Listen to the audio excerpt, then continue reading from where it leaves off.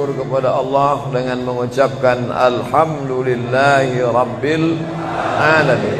Berselawat kepada Rasulullah dengan mengucapkan Allahumma salli ala Sayyidina Muhammad wa ala ali Sayyidina Muhammad. Allahumma salli wa sallim wa barik alaih.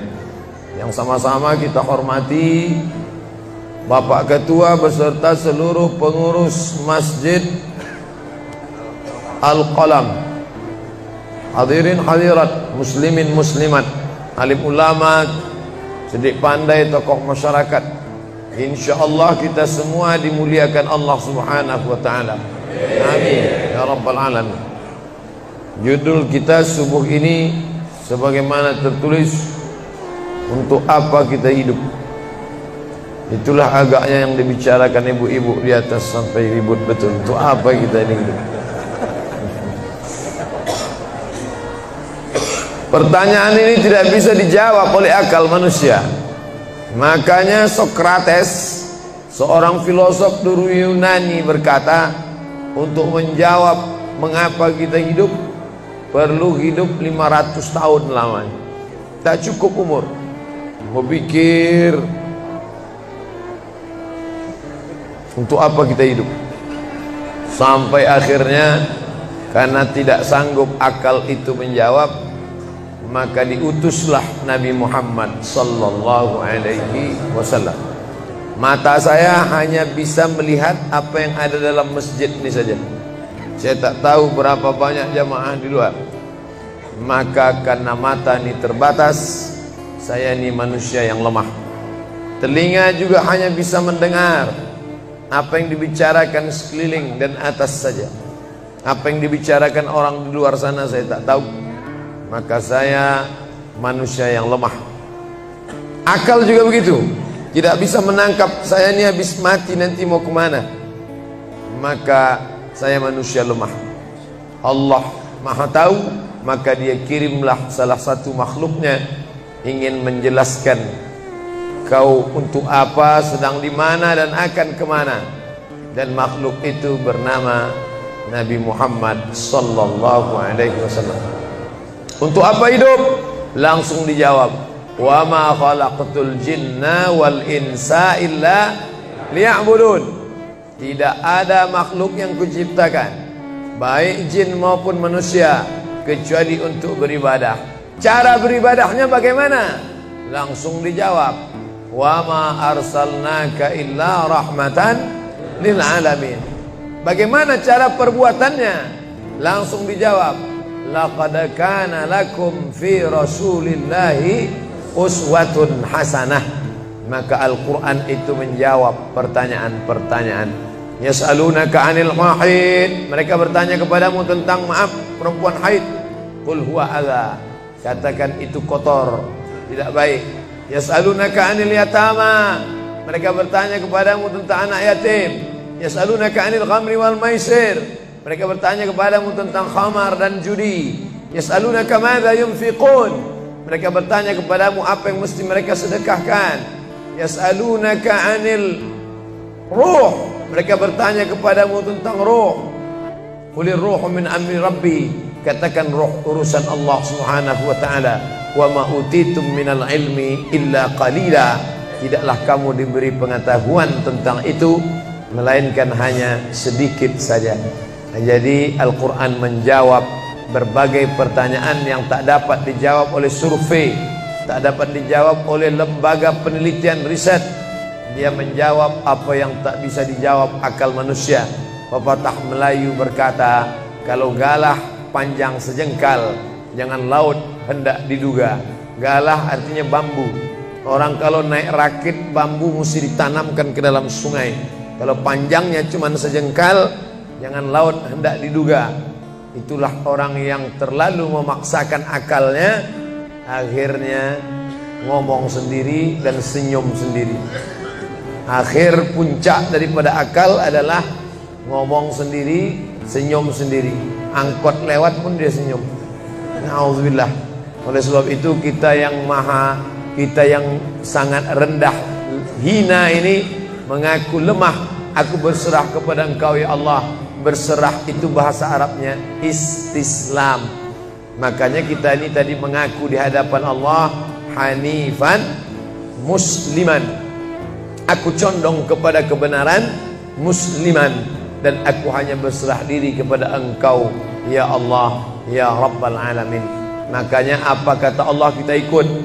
Padahal ini akhir pekan, weekend, maunya santai, tapi kita ikut apa kata Allah Subhanahu wa taala. Bangun subuh ikut. Padahal ini mestinya santai di rumah, tidur-tiduran, membalaskan sakit hati hari Senin, hari Selasa, hari Rabu, hari Kamis, hari Jumat.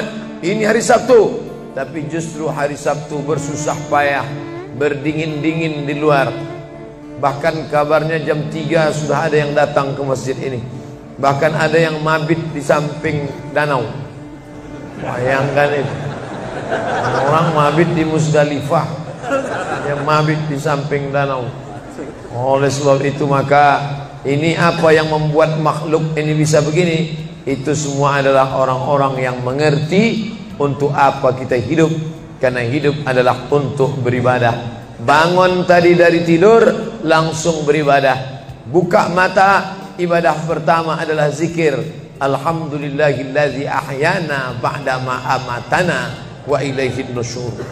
Masuk kamar mandi, tempat najis, kotor, bau, kotoran, tempat setan, tapi tetap menjadi ibadah. Dalam WC-nya pun ibadah. Dia masuk lagi ke kiri, dia katakan Allahumma inni a'udzubika minal khubusi wal khaba'is. Keluar dari kamar mandi itu ibadah juga. Dia langkah kaki kanan, dia katakan ghufranaka, ghufranaka, maafkan aku ya Allah. Mengapa dia minta maaf keluar dari WC? Karena selama di WC dia tidak menyebut Allah. Lidah yang diciptakan untuk beribadah, selama di dalam tidak beribadah, maka ibadah di dalam WC hanya hatinya saja berzikir.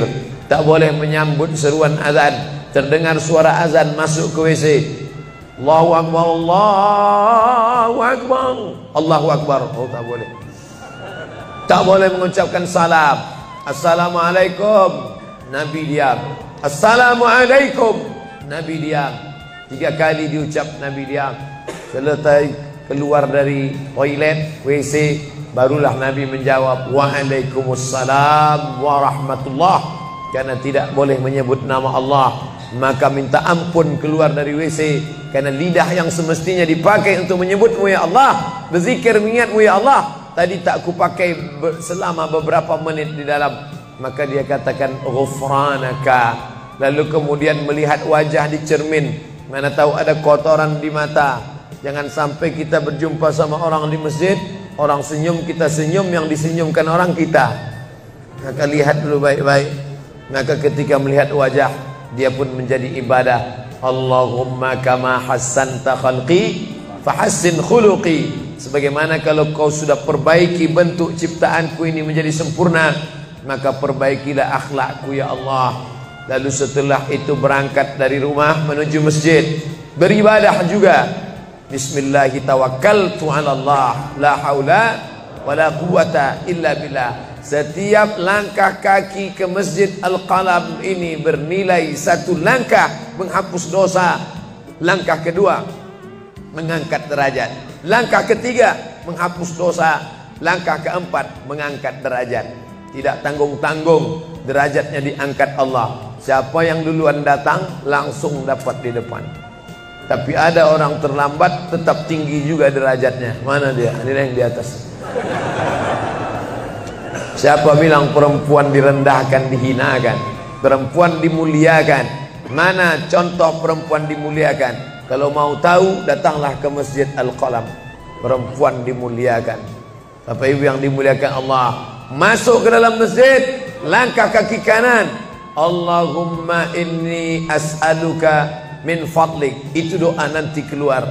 Tapi ketika akan masuk, apa doanya? Allahumma ya Allah, iftahli, bukakan untukku abwaaba rahmatik, pintu rahmatmu, bernilai ibadah.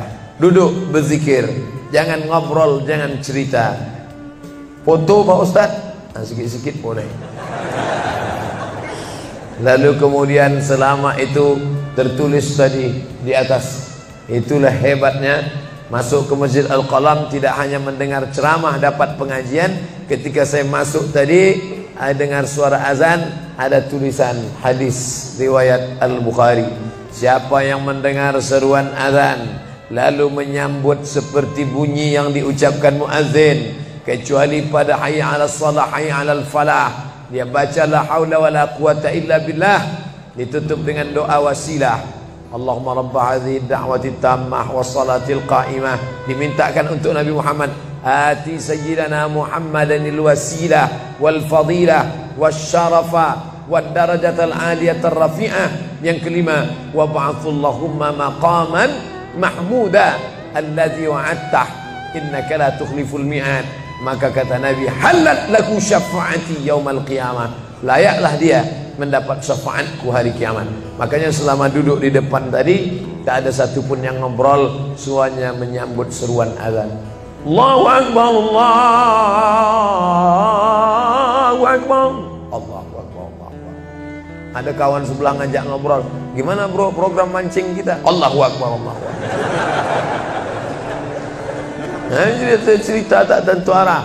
Ini kita sedang beribadah kepada Allah Subhanahu wa ta'ala. Lalu kemudian selesai azan, salat sunat yang balasan pahalanya khairum minad dunya wa ma fiha, lebih baik daripada dunia dan seisinya. Apa itu? Qabliyah subuh. Sampai-sampai andai terlambat qabliyah subuh, tetap boleh dilaksanakan setelah subuh. Habis salat subuh barulah dilaksanakan qabliyah subuh. Tapi kalau sudah sama-sama ngaji, tapi kalau nanti pulang kampung, justru sekarang orang di kota ngaji, di kampung tidak ngaji. Zaman dulu di kampung ngaji, di kota tidak ngaji. Sekarang dunia sudah mau kiamat. Di kampung orang ngaji, di kampung orang tidak ngaji. Kenapa? Parabola masuk desa. Oleh sebab itu maka kalau di kampung itu tidak ada pengajian, mereka tidak tahu bahwa qabliyah subuh diganti setelah subuh. Nanti pas mau bulan puasa pulang kampung, jangan qabliyah subuh setelah subuh. Karena nanti begitu mereka lihat, loh apa tuh? Sejak tinggal di Bekasi ikut aliran sesat. Dan dia tidak tahu bahwa sholat qabliyah subuh itu jangan sampai tinggal. Andai tertinggal, tetap dilaksanakan setelah sholat subuh. Ayatnya diatur. Ayat pertama, qul ya ayyuhal kafirun.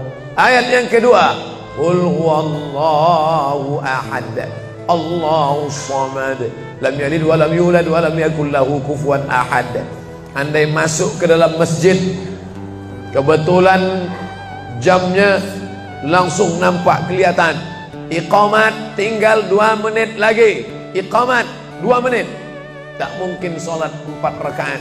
Pilihannya tahiyatul masjid atau qabliyah, qabliyah atau tahiyatul masjid. Kalau melaksanakan tahiyatul masjid tidak dapat qabliyah. Tapi kalau melaksanakan qabliyah, automatically dapat tahiyatul masjid. Oleh sebab itu andai terlambat, waktu tinggal 2 menit, maka laksanakanlah qabliyah subuh. Tapi jangan gara-gara ini terlambat terus. Yang paling afdal cepat datang. Apa kata jamaah? Yang lambat kan ustaz, kami cepat datang. Bapak Ibu yang dimuliakan Allah Subhanahu wa ta'ala, selesai itu salat subuh.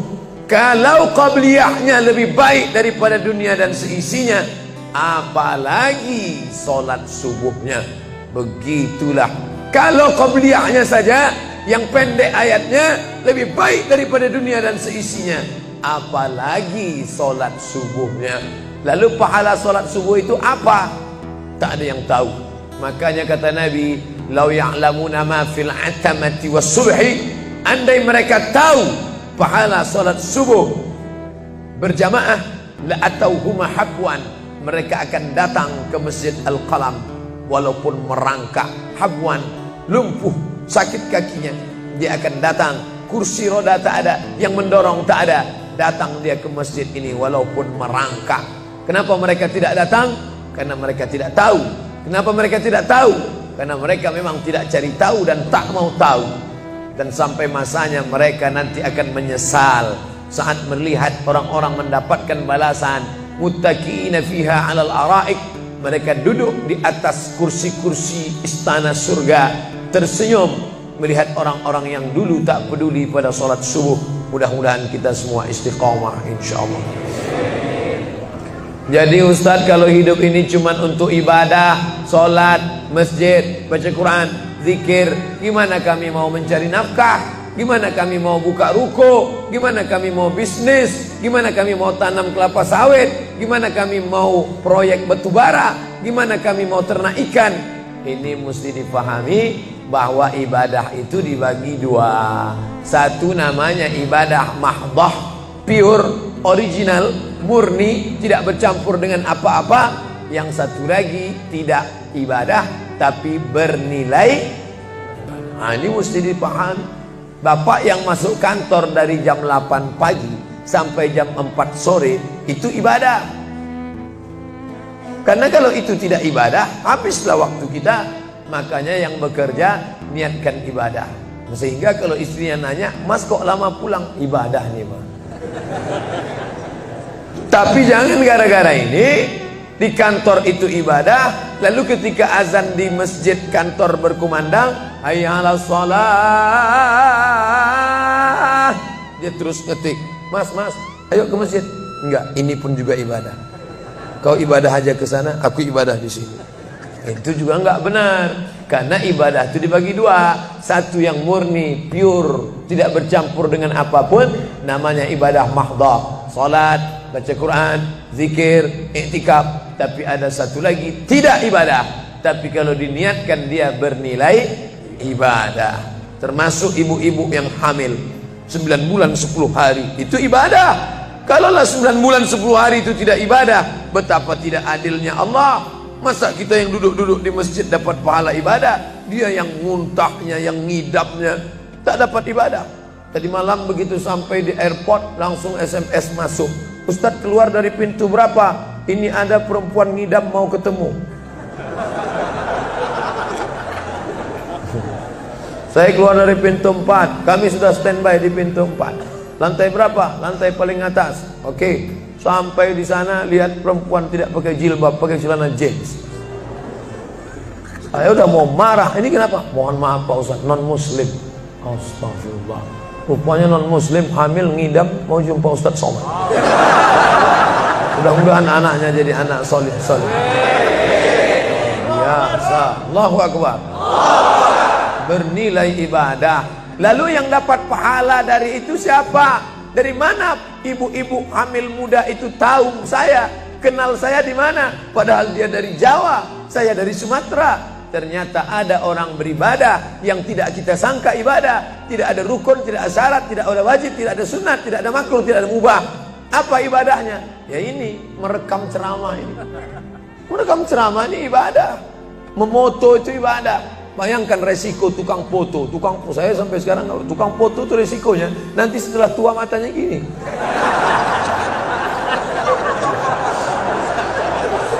Tapi kalau mereka niatkan ikhlas untuk ibadah, maka insya Allah sehat walafiat. Ini sampai sekarang yang banyak moto-moto ustadz itu mana ada matanya tetap aja sehat. Kenapa?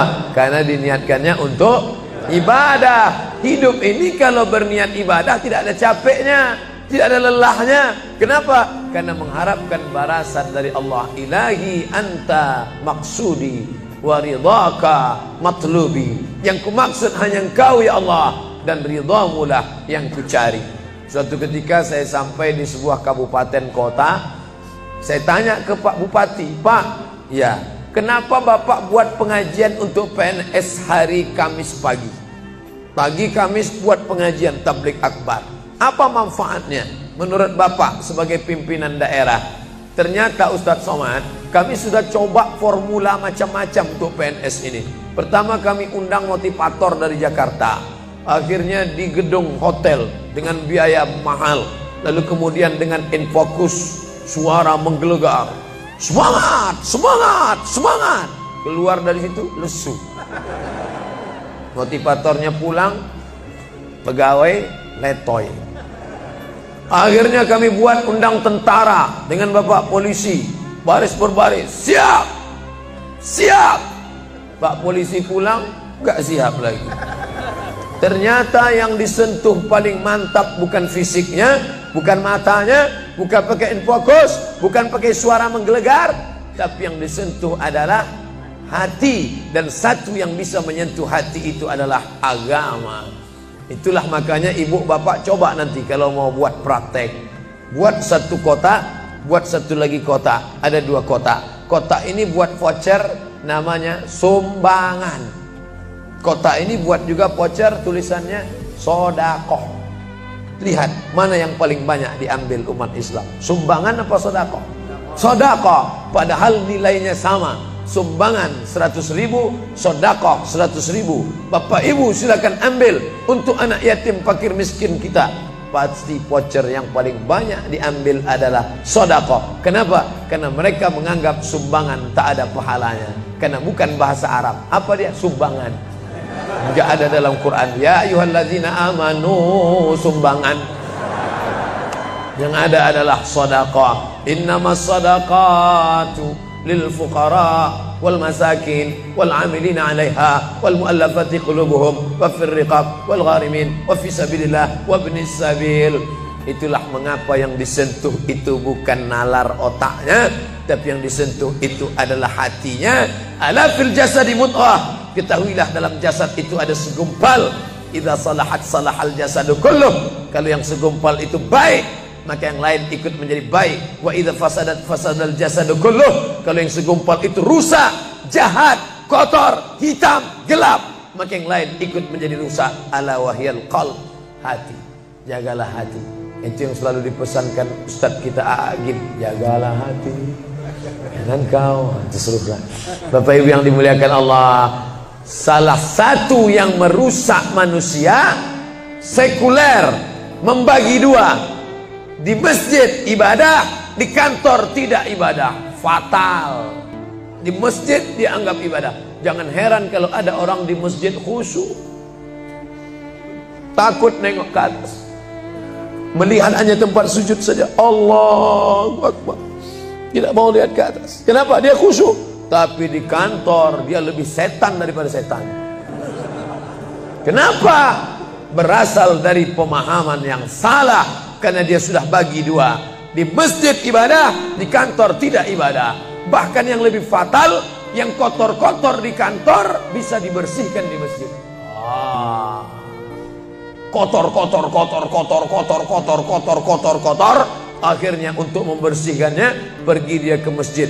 Laundry yang paling besar Masjidil Haram.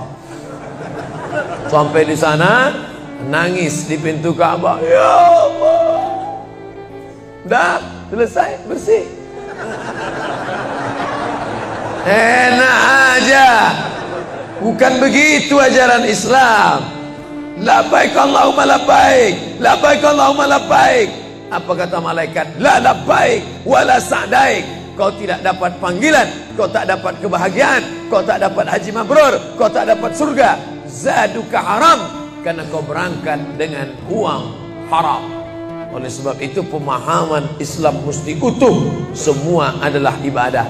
Kalaulah gerak tidak ibadah, betapa menyakitkannya bapak-bapak polisi di jalan raya kena panas terik, padahal dia tidak ada penutup kepala di atas, berkeringat berpeluh. Mereka tetap merasakan itu sebagai ibadah. Tentara yang membela negara, angkatan laut di perbatasan sana, datang kapal-kapal perompak dari Thailand ingin mengambil ikan kita, tenggelamkan.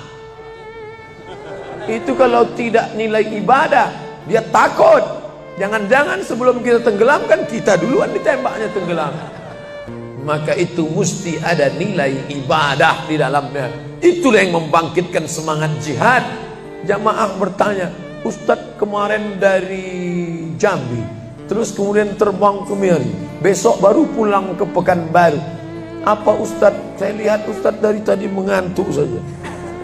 Iyalah, sampai tadi malam ke hotel jam 12, baru tidur jam 1 karena ada yang mau ditulis. Jam 3.30 sudah bangun ceramah. Tapi begitu berjumpa dengan jamaah orang ramai, bangkit semangat. Habis ceramah ini tanya jawab, semangat lagi. Habis itu baru lesu. Dan tidurnya itu pun ibadah. Bayangkan tidurnya itu ibadah. Itulah mengapa banyak orang pengajian sambil oh, ustadz menyindir ya? Tidak. Saya termasuk ustadz yang tidak pandai menyindir. Saya termasuk ustadz kalau dipesan request untuk menyindir, saya tidak pandai. Kenapa? Karena saya pernah menyindir orang. Ustadz, tolong ustadz sindirkan. Ini ada jamaah yang sudah sedekah tapi mengambil uangnya kembali. Siapa yang bersedekah mengambil uangnya kembali? Kal kalbil ladzi ya'udu ila qaihi, sama seperti anjing yang menjilat muntahnya kembali. Selesai pengajian, mohon maaf Pak Ustaz, yang disindir nggak datang. Oleh sebab itu tak ada gunanya sindir menyindir. Kalau mau to the point, mana orangnya face to face, langsung saja tembak 12 pas, gol. Bapak Ibu yang dimuliakan Allah, maka mesti dipahami dengan benar. Di Masjidil Haram ibadah, di rumah pun kau ibadah. Istri yang dari mulai pagi memasakkan suami, dibantu oleh pembantu membuatkan minuman, membesarkan anak, menyusukan anak 2 tahun lamanya, melahirkan, meregang nyawa ibu melahirkan anak, ibadah. Makanya kalau dia meninggal dunia saat melahirkan, matinya mati syahid. Saking senangnya suaminya mendapatkan seorang istri yang syahid, tak menangis dia. Begitu tegarnya bapak, tidak meneteskan air mata. Tidak Pak Ustaz, aku melepas seorang syahid, 3 syahid lagi siap menanti. Peace, damai. Biasanya ibu-ibu kalau bawa cerita ini, kalau gini pulang aja lah kita ya. Nah, bercanda. Serius sekali. Nah, tapi yang saya katakan tadi itu semuanya ibadah badan. Melangkah dari rumah, ibadah badan. Membukakan mata, ibadah badan. Mendengar ceramah, ibadah badan. Membaca Quran, ibadah badan. Berzikir, likulli sulama minkum sadaqah. Setiap tulang-tulang sendi ada sedekahnya. Subhanallah, subhanallah, subhanallah, subhanallah, subhanallah, subhanallah. Itu ibadah badan. Tapi ada bukan ibadah badan. Apa dia? Itulah yang 7 macam. Zakat, wakaf, infak, sedekah, wasiat, hibah, ghanimah. Nah, itu ibadah harta. Mana yang lebih banyak? Ibadah harta apa ibadah badan? Ibadah badan. Kalau ibadah harta tak banyak. Zakat, wakaf, infak, sedekah, wasiat, hibah, ghanimah, rampasan perang. Tapi kalau ibadah badan, setiap gerak adalah ibadah. Makanya kita mesti bergerak. Di kulli harakah barakah. Setiap ada gerak pasti ada berkah. Makanya tak boleh tidak bergerak. Air sumur kalau tidak ditimba, air itu akan busuk, butek, warnanya pun tidak ada seperti minyak di atas. Mata air mesti terus berganti. Darah harus tetap mengalir, jantung harus tetap berdetak. Makanya jangan pernah kosong dari aktivitas. Fa idza farata fansab. Selesai dari satu ibadah, pindah ibadah lain. Selesai ibadah tegak, pindah ibadah ruku. Habis ibadah ruku, pindah ibadah tegak. Habis ibadah tegak, pindah ibadah sujud. Habis ibadah sujud, pindah antara 2 sujud.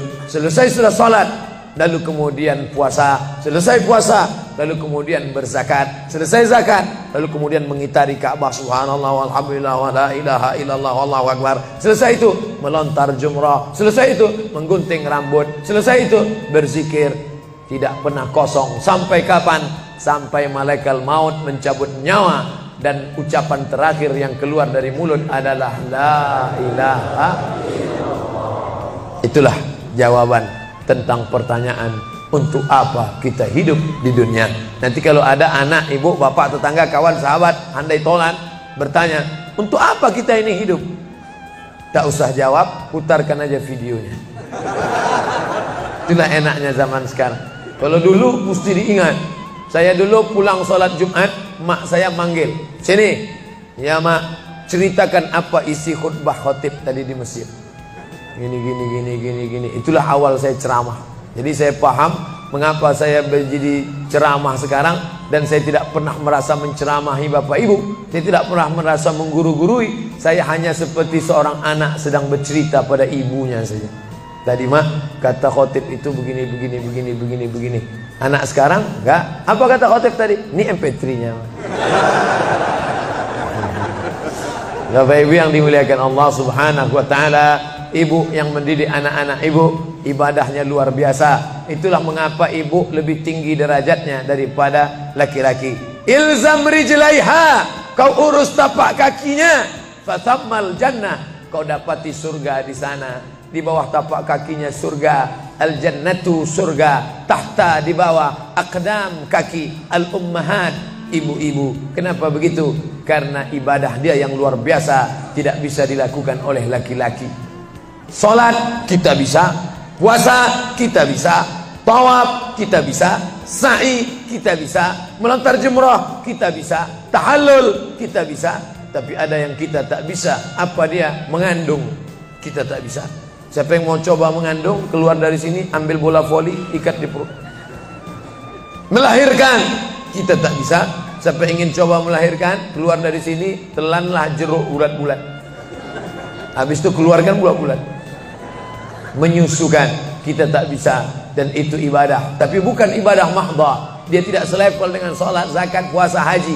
Tapi ibadah ini berkualitas. Ibadah badan sudah, ibadah harta sudah.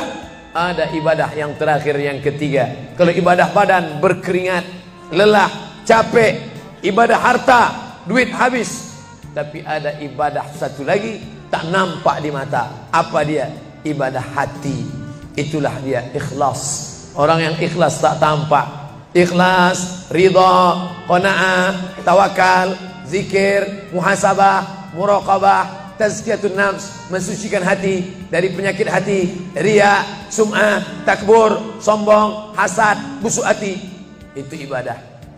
Kenapa begitu? Disitulah letak adilnya Allah. Man bana masjidan, siapa yang bangun masjid, banallah mislahu baitan fil jannah, dibangunkan Allah untuknya satu istana di dalam surga. Bapak ibu yang ikut membangun masjid ini, mudah-mudahan diberikan Allah Ta'ala balasan melimpah ruah. Kami nggak bisa Pak Ustadz, jangankan bangun masjid, buat rumah kami aja kami nggak bisa. Allah Maha Adil. Kalau kau tidak bisa dengan ibadah harta, maka engkau dengan ibadah tangan. Apa dia? Ikut gotong royong masjid. Nampak ada pembangunan masjid, ikut ngecornya, pasangnya. Tapi dengan syarat menyelesaikan masalah. Jangan buat masalah. Man shalla isnatai asyrata rakaat, siapa yang salat 12 rakaat fil yaumi wal lailah, sehari semalam, bunyalahu bihinna baitun fil jannah, dibangunkan untuknya satu istana di dalam surga. Sama macam orang yang bangun masjid, salat 12 rakaat. Kamu bisa bangun masjid? Bisa. Bagus. Kamu? Saya nggak bisa. Amal saya apa? Tenang, ada amal. Allah Maha Adil. Salat 12 rakaat. 2 rakaat sebelum subuh, 4 rakaat sebelum zuhur, 2 rakaat setelah zuhur, 2 rakaat setelah maghrib, 2 rakaat setelah isya. 12 rakaat. Saya nggak bisa Pak Ustadz, sedang terbaring di rumah sakit, kaki sakit, kepala sakit, hati sakit, jantung sakit. Stop, jangan lanjutkan. Aku tak sampai hati mendengar penderitaan. Jadi amal saya apa Pak Ustadz? Ada satu amalmu. Apa dia? Ridha, menerima takdir Allah Subhanahu wa ta'ala. Sakit Pak? Tidak. Kenapa? Sakitku hilangkan hatiku ridha. Man lam yasbir bibalai, siapa yang tak sabar dengan bala ujianku, walam yarda bi qada'i, yang tak ridha dengan takdirku, falyatlub rabban siwaya, carilah Tuhan selain aku. Kau sabar, kau ridha menerima itu. Apa balasannya? Lebih hebat daripada balasan orang yang bangun masjid, lebih besar daripada balasan 12 rakaat salat. Innama yuwaffas sabiruna ajrahum bighairi hisab. Orang yang sabar itu balasannya bighairi hisab, tak dapat dihitung, tak dapat dikira, unlimited. Begitulah Allah Maha Adil. Untuk apa kita hidup? Hidup untuk beribadah. Ibadah apa yang kita lakukan? Ibadah badan, ibadah harta, ibadah hati. Yang sudah melaksanakan tiga-tiganya, alhamdulillah. Yang baru melaksanakan satu, tambah. Yang satu pun belum, innalillah. Masjid ini besar. Kadang kita bangga masjid besar, rupanya APBN, anggaran pendapatan belanja negara. Bangga kita masjid megah, rupanya APBD, anggaran pendapatan belanja daerah. patutlah masjidnya di tengah hutan, karena di situ tanah yang murah. Akhirnya pemukiman masyarakat jauh, masjid di tengah jalan, masjid di tengah perjalanan luar kota, jauh dari pemukiman masyarakat. Masuk kita ke dalam, tai kambing yang ada di dalam. Tapi masjid ini megah, mewah, 2 lantai, lengkap dengan kubah yang besar. Ini swadaya masyarakat. Saya tahu ini dari mana? Jamaahnya cerita. Kalau tidak, mana saya tahu. Ini masjid ini asli swadaya Pak Ustaz. Lama membangunnya Pak? Enggak lama, sebentar saja. Sebentar saja, sekejap langsung terkumpul 7,6 miliar uang. 7,6 M. Itu kalau dibelikan cendol berenang gitu. Bayangkan itu. Bisa terkumpul masyarakat. Padahal ibadah yang paling berat, ibadah harta ini lah. Banyak orang kalau diajak iktikaf, banyak. Ayo kita iktikaf, ramai. Ayo kita zikir ke Az-Zikra, ramai. Jangan lupa besok zikir ke Az-Zikra, hari Ahad pertama, sekaligus acara live Damai Indonesiaku TV One bersama Ustadz Abdul Somad LCM. Tapi ada ibadah yang berat. Apa dia? Ibadah harta. Banyak orang ketika diajak muhasabah zikir malam, ya Allah, banyak dosa kami ya Allah, tapi dia susah menangis, meneteskan air mata. Tapi begitu lewat kota infak, memang menangis. Tak sampai hati melihat Bung Karno keluar dari dompet. Lewat kotak sodako infak, lama membuka dompet mencari Patimura. Nauzubillah.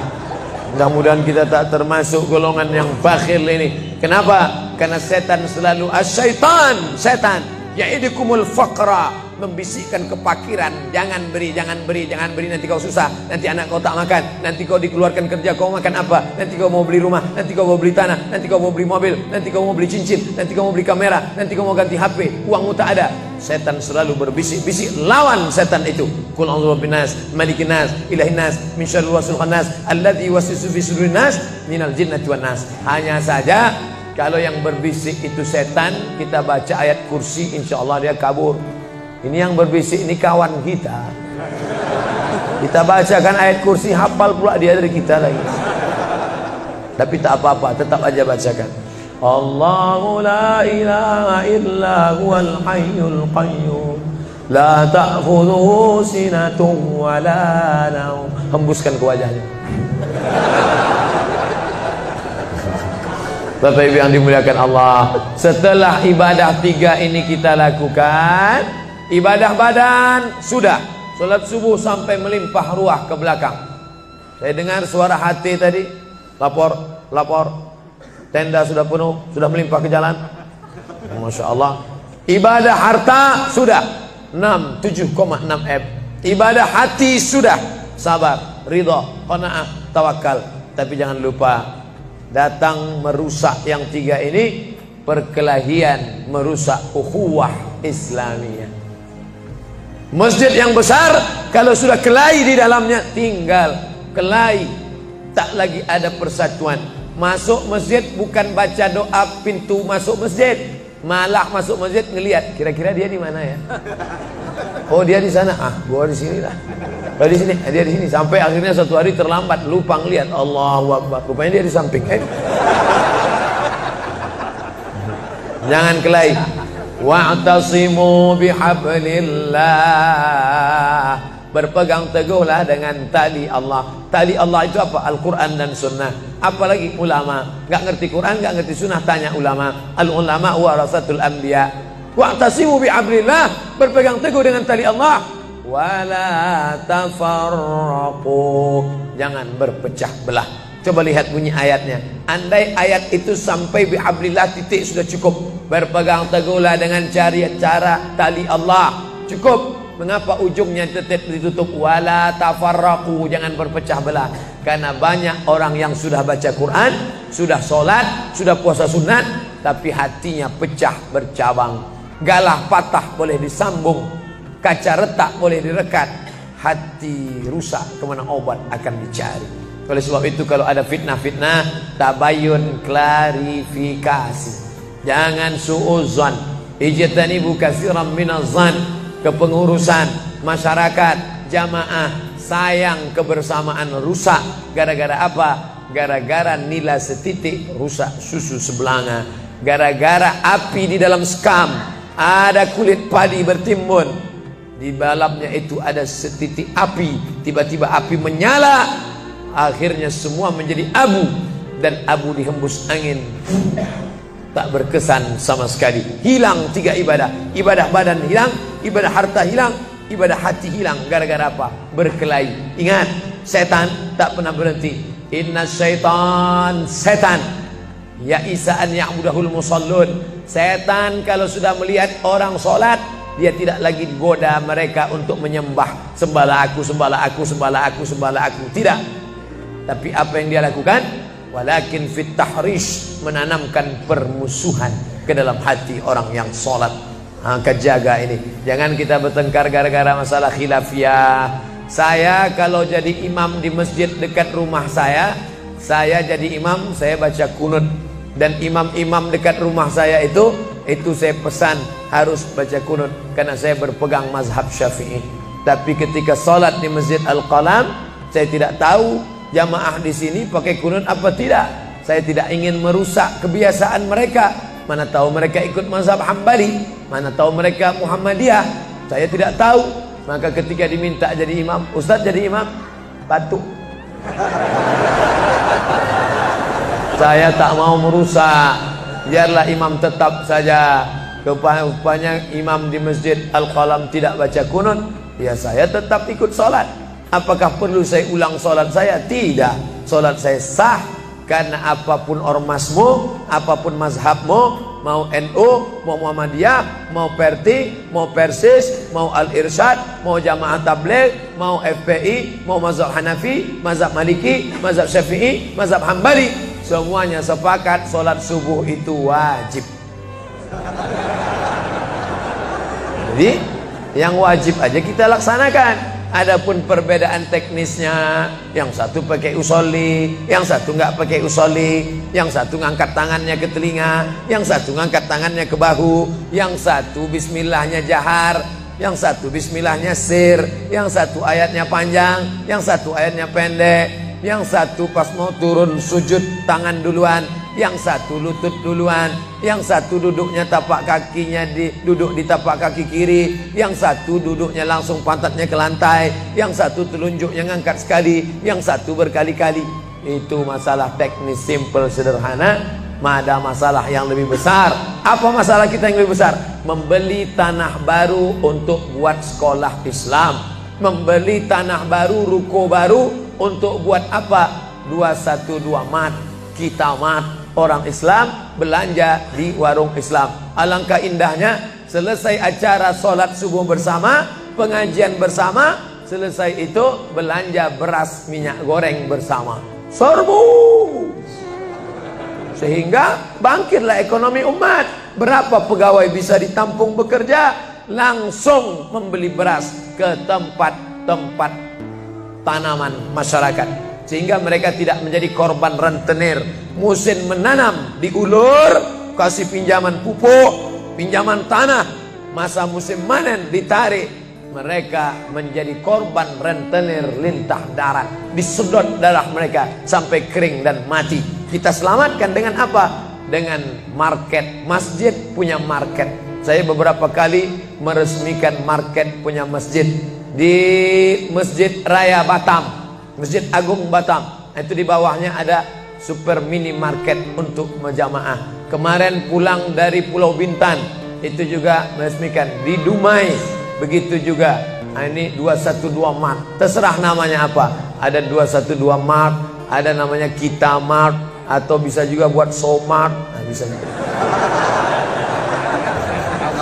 Bapak Ibu yang dimuliakan Allah Subhanahu wa taala, maka visi misi kita ke depan, jauh melihat ke depan. Kami harus punya pusat perbelanjaan komunitas muslim, kami harus punya komplek perumahan muslim. Nah, ini semua yang akan menyelamatkan kita. Kalau sudah begitu, maka mengertilah untuk apa kita hidup. Dan setelah itu kita pun mati dalam keadaan tenang. Baru anak kita bisa berkata, mari kita antar jenazah almarhum Abdul Somad menuju tempat peristirahatan terakhir. Karena memang benar-benar istirahat. Tapi berapa banyak orang tidak istirahat, karena amal badan tak ada, amal harta tak ada, amal hati tak ada. Tak pernah memikirkan masjid, tak pernah memikirkan umat, tak pernah memikirkan belanja umat, tak pernah memikirkan pendidikan anak-anak umat. Akhirnya mati yang layak untuk dia. Mari kita antar dia menuju azab pertama, akan menyusul azab-azab berikutnya. Na'udzubillah.